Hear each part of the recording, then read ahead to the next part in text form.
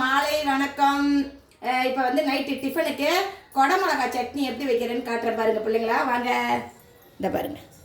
கொஞ்சோண்டு வானலில் எண்ணெய் ஊற்றிக்குங்க. அம்மா கிட்ட வந்து ஒரு கொடமிளகாய் இருந்தது, 2 இருந்தாலும் நீங்கள் போட்டுக்குங்க. இந்த கொடமிளகாயை முதல்ல வதக்கிங்க.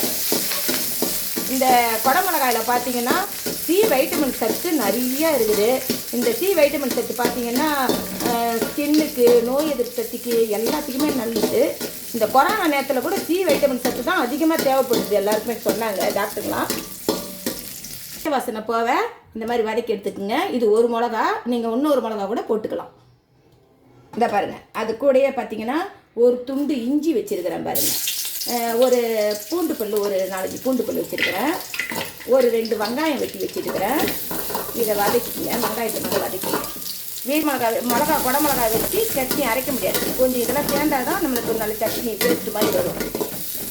வெங்காயம் வதங்கின உடனே ஒரு 2 தக்காளி பழம் வச்சுருக்கிறேன் பாருங்கள், அதையும் போட்டுக்குங்க. ஒரு சின்ன துண்டு புளி வச்சுருக்கிறேன், உப்புரை ஒன்று போட்டுக்குங்க. இதை அப்படியே வதக்கி இதை பாருங்கள். இது வதக்கின்னு இருக்கும்போது ஒரு 1/4 டீஸ்பூனு கார மிளகாத்தூள் போட்டுக்குங்க. இதையும் போட்டு அப்படியே வதக்குங்க. அப்படின்னு சொன்னோம். இந்த வதங்கிடுச்சிங்களா, இது கூட வந்து அந்த மிளகா வதக்கணுதான் கலந்துக்குங்க. இப்போ வந்து இதை அரைச்சின்னு வந்துடலாம். இன்னும் ஆற வச்சு அரைச்சின்னு வந்துடுவோம். சரி, அரைச்சின்னு வந்துட்டோம் பாருங்கள்.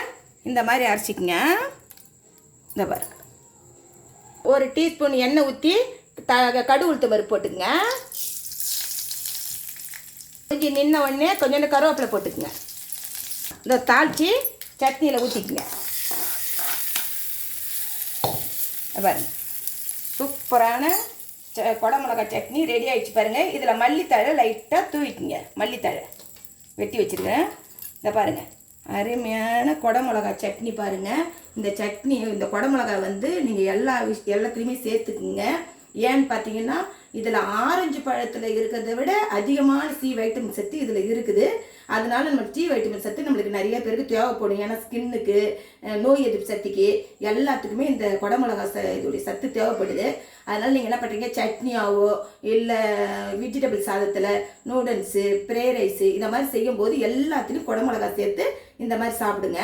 இப்போ நைட்டுக்கு இது தோசை, இட்லி எல்லாத்துக்கும் நல்லாயிருக்கும். இந்த சட்னி நான் செஞ்சுருக்கிறேன் அம்மா. இதே மாதிரி செஞ்சு சாப்பிடுங்க. பாய்.